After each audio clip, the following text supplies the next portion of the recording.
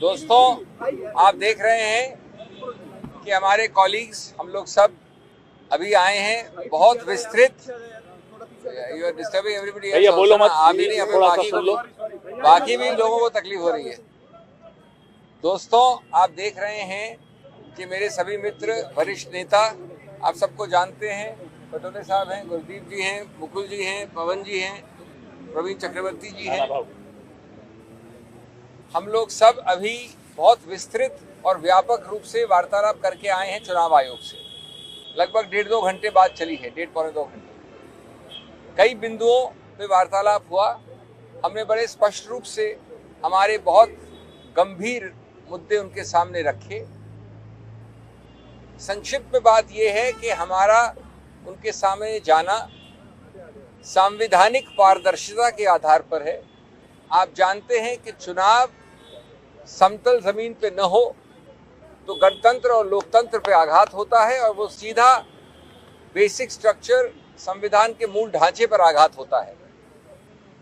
इसलिए हमने कहा कि पारदर्शिता, विश्वास और लोकतंत्र के इंटरेस्ट में ये वार्तालाप होना चाहिए। और इसका मुख्य बिंदु था कि जो हमारे बहुत गंभीर मुद्दे हैं उन पे आपको डेटा रिलीज करना चाहिए, तथ्य देने चाहिए, उसका अवलोकन और उसका निष्कर्ष हम निकाल लेंगे। 3 या 4 मुख्य बिंदु थे। पहला था कि किस प्रकार से लाखों, बहुत बड़ी मात्रा में लोगों का, वोटर्स का घटत हुई है, कमी हुई है, डिलीशन हुआ है महाराष्ट्र में। हमने कहा है कि इसके जो पर्याप्त फॉर्म होते हैं, इसके एक तौर तरीका होता है, घर घर जाके इसको प्रमाणित करना होता है।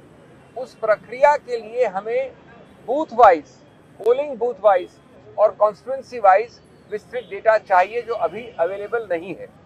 उससे मालूम पड़ेगा कि इतना बड़ा नंबर जो लोगों का डिलीशन हुआ है वो किस आधार पे हुआ है, क्यों हुआ है, कैसे हुआ है। ये हुआ बिंदु नंबर 1।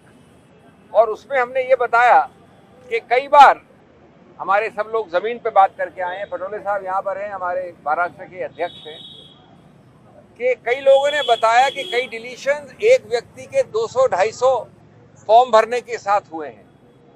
ये असंभव है। इससे मालूम पड़ता है कि एक साथ सामूहिक रूप से आप विकृत करना चाह रहे हैं चुनाव प्रणाली को। दूसरा हमारा बिंदु था इसी रूप में वोटर लिस्ट में जोड़ना, एडिशंस।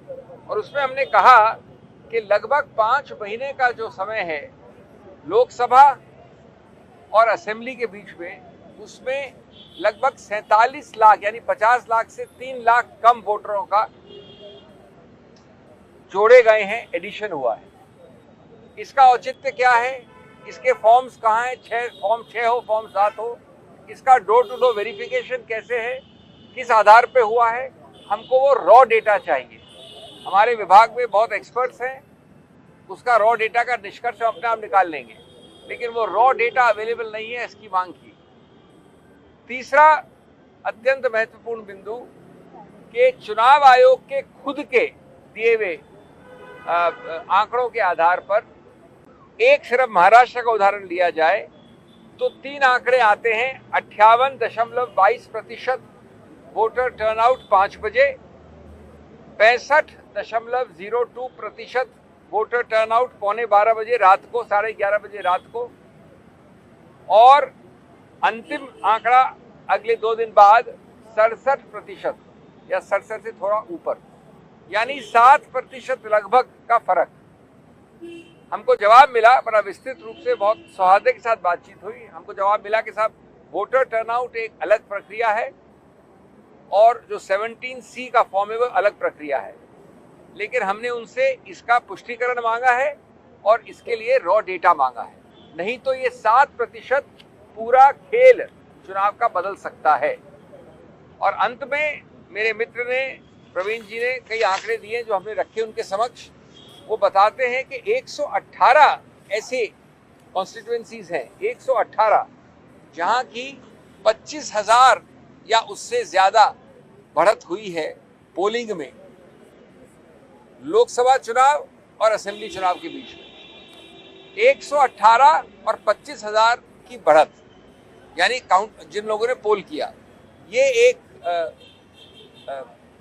अप्राकृतिक बढ़त है, अननेचुरल है, और अधिकतर इन्हीं 118 में सत्तारूढ़ पार्टी की विजय हुई है। 118 में से 102 कॉन्स्टिट्यूएंसी में।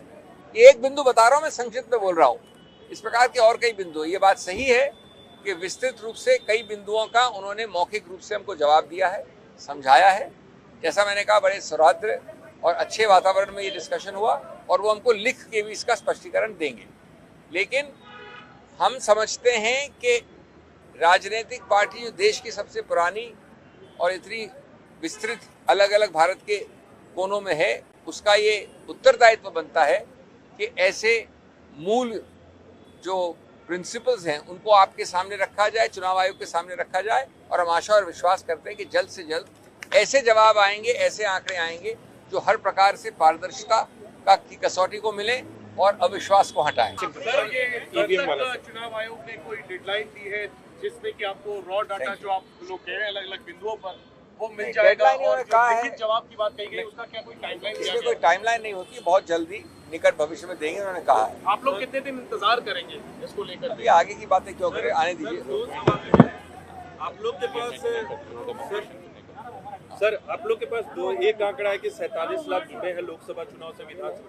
क्या आपने वो आंकड़ा दिए हैं कि कितने डिलीट हुए हैं इन महीनों में? दूसरा सवाल ये है कि 74 या 76 लाख वोट ज्यादा वोट पड़े हैं जो आपने बताया, और वो परिणाम को बदल सकता है। तो क्या आपके जो कार्यकर्ता थे, जो पोलिंग एजेंट से या उनसे फॉर्म 17C का मिलान करवाया है आपने? बिकॉज ये इजी प्रोसेस है, अपने स्तर पे भी जांच कर लें। हमने अपने लोगों से बात करके तो ये सब चीजें शुरू की है। यहाँ पर लिखित रूप से हमने जो प्रस्ताव रखा है वो समझ के ही तो रखा है। और 47 लाख आप हमारा फिगर कह रहे हैं, खुद चुनाव आयोग मान रहा है कि 39 लाख तो है। आज एक बार, हाँ, डिलीशन वाला उनका ही ले लीजिए फिगर एक बार। नहीं, एडिशन का है, वोटर टर्नआउट में फिगर है 74, लेकिन डिलीशन का फिगर है 39 लाख। सॉरी, एडिशन का, एडिशन 39, डिलीशन 6.5।